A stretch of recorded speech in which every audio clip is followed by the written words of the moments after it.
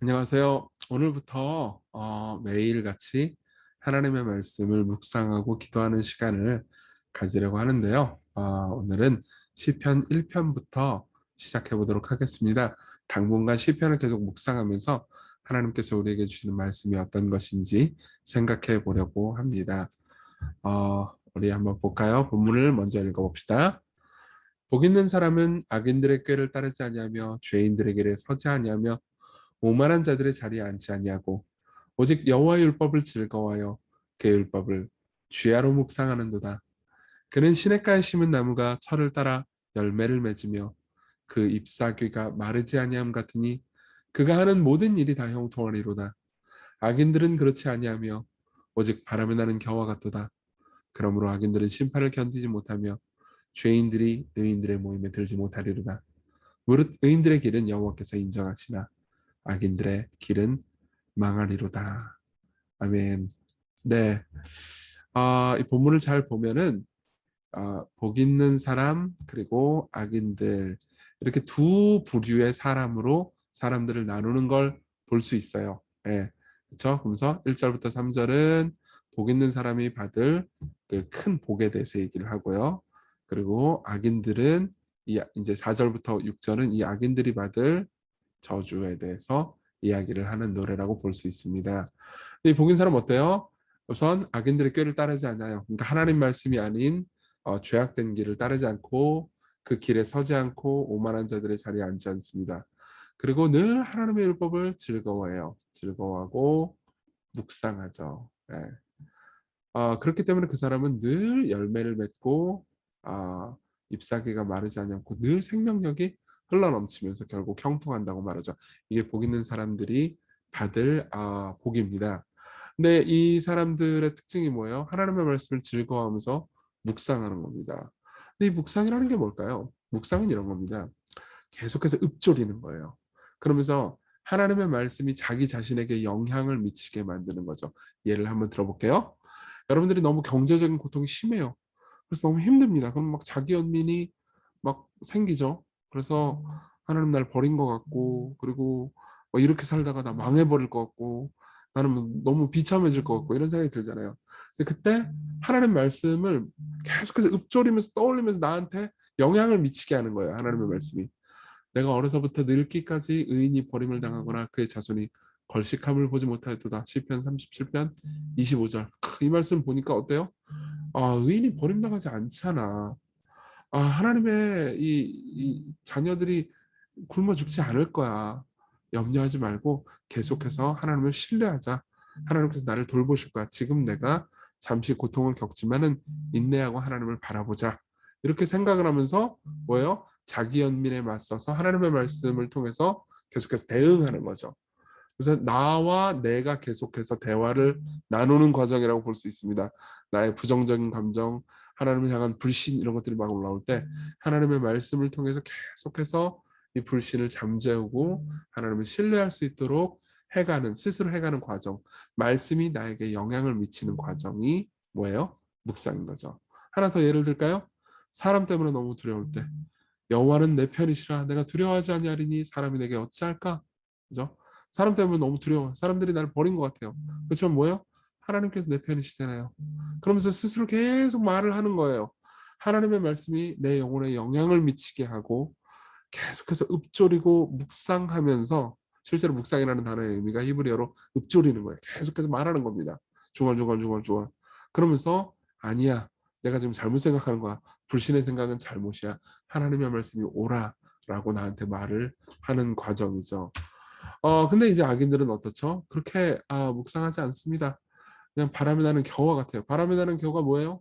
계속해서 하나님 말씀을 묵상하지 않으니까 머릿속으로 그냥 들어오는 생각 있잖아요. 그 생각이 그냥 이렇게 나를 떠내려가게 하는 겁니다. 그렇죠? 그래서 하나님 말씀이 뭐라고 하든 간에 그냥 내가 생각하는 불신, 내가 생각하는 하나님을 향한 적대감에 내 영혼을 그냥 맡겨버리는 거죠. 그러니까 하나님 뜻대로 살 리가 있어요, 없어요? 없죠.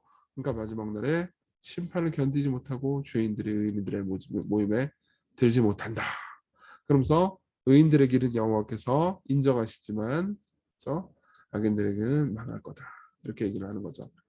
그러면 이제 우리는 이런 생각을 할 수 있죠. 아, 진짜 하나님의 말씀대로 살아야겠구나. 하나님의 말씀 묵상하고 즐거워야겠구나. 이런 생각을 할 수 있겠죠. 그렇죠? 하지만 하나만 더 생각을 해봅시다. 우리는 그래도 하나님의 말씀을 묵상하지 않고 하나님을 멸시할 때가 있죠. 율법을 잘 지키지 않을 때가 있습니다. 그리고 우리가 진짜 우리 스스로를 의인이라고 생각할 수 있을까요? 아까 본문 보면 의인이 버림을 당하거나 그의 자손이 걸식함을 보지 못했다. 이렇게 얘기하는데 내가 의인이 아니면 어떡해요? 그렇죠? 그럼 나는 어떻게 해야 될까요? 내가 하나님 말씀을 즐거워할 수 있을까요? 여러분 하나님 말씀 즐거우세요? 그렇죠? 그렇지 않죠. 자주 그렇지 않습니다. 이때 우리가 생각해야 될 게 있습니다. 여기서 말하는 복 있는 사람이 보면요. 그러니까 물론 이제 이 하나님 말씀을 지키는 사람이지만 우리는 자주 하나님 말씀 안 지키잖아요. 여기서 진정 말하는 이 복 있는 사람, 그렇죠? 이 복 있는 사람은 예수 그리스도밖에 없다는 거예요. 예수님은 계속해서 하나님 말씀을 묵상하셨어요. 그분의 삶 전체에서 말씀하신 말씀 중에 10%가 구약 성경의 인용이에요. 그리고 십자가에 달리는 그 순간까지 예수께서는 끊임없이 시편 22편을 묵상하셨어요. 계속 하나님 말씀을 묵상하셨죠. 근데도 불구하고 어때요? 그분은 하나님께 버림을 받으셨어요. 의인들의 길은 여호와께서 인정하신다고 그랬잖아요. 그리고 악인들의 길은 망한다고 그랬잖아요. 근데 예수님은 하나님의 말씀대로 철저하게 살고 묵상하고 하나님의 말씀을 즐거워하고 의인으로 완벽하게 사셨음에도 불구하고 망하신 유일한 분입니다. 하나님의 인정을 받지 못하신 유일한 분이에요. 왜요? 우리가 자주 죄를 저지르지만 그럼에도 불구하고 우리가 하나님의 인정을 받게 하기 위해 우리가 죄를 저지르지만 복 있는 사람이 되게 하기 위해 우리가 하나님 말씀을 즐거워하지 않고 따르지 않지만 그래도 우리가 철을 따라 열매를 맺고 잎사귀가 마르지 아니함 같고 형통할 수 있도록 하시기 위해 그분이 여러분들을 위해서 죽으시고 여러분들을 위해서 저주를 받으셨습니다. 이걸 생각한다면 여러분 더 깊이 하나님 말씀을 묵상하고 싶지 않습니까? 여러분들은 말씀을 순종했기 때문에 복을 받는 게 아닙니다. 오히려 복을 받았기 때문에 예수님으로 말미암아서 하나님의 큰 사랑을 받았기 때문에 하나님 말씀을 이제부터 기쁘게 순종하고 즐거워할 수 있는 겁니다. 우리 같이 기도를 좀 했으면 좋겠어요.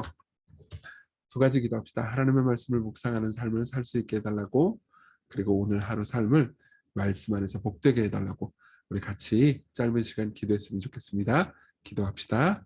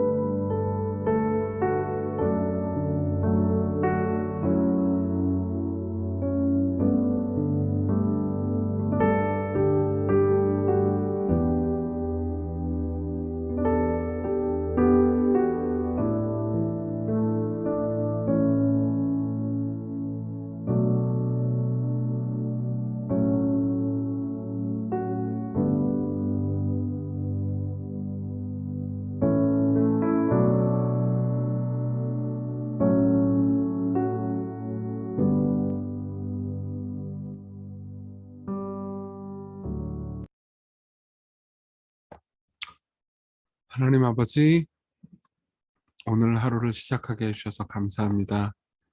우리는 우리의 생각, 우리 마음 가운데 불신 때문에 하루를 망쳐버리거나 하나님의 뜻을 생각지 않고 따르지 않을 때가 너무 많습니다. 우리는 의인이 아니고 복 있는 사람이 아닙니다. 우리는 악인들입니다. 그렇지만 우리를 위해서 우리 대신 악인 취급받으시고 우리가 받을 자격이 없는 복을 완벽한 의인으로서 저주를 받으심으로 성취하신 주님, 우리에게 의로움과 복을 주신 주님, 주님을 생각하면서 예수 그리스도께서 우리를 위해서 하신 일을 생각하면서 하나님의 말씀을 묵상하기로, 말씀대로 살기로 다짐합니다. 오늘 하루, 하루 종일 하나님 말씀이 떠오르게 해주시고 그 뜻대로 살게 해주세요. 감사합니다. 예수님 이름으로 기도했습니다. 아멘. 네, 오늘 하루 은혜 안에 사셨으면 좋겠습니다. 감사합니다.